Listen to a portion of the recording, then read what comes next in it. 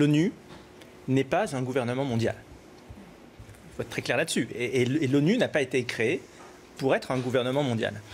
En revanche, l'ONU est un organe de diplomatie internationale. Et c'est important qu'il existe quelque part dans le monde aujourd'hui un endroit, un seul, où des nations qui sont parfois en profond désaccord sur un certain nombre de points puissent se parler. Sachant qu'il y a, un petit peu comme les festivals in et les festivals off, il y a ce qui se passe en Assemblée Générale, qui a pignon sur rue, et il y a surtout tout le reste.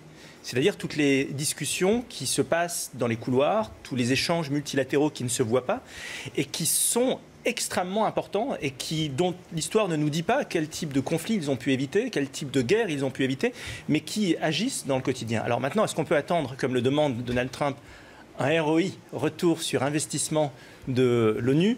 Alors oui, c'est peut-être une machine qui coûte cher et il faut optimiser. Il y a une logique de rationalisation des coûts, mais l'ONU, c'est avant tout un vrai organe multilatéral. Et je pense qu'il ne faut pas l'aborder de manière comptable comme le fait Donald Trump.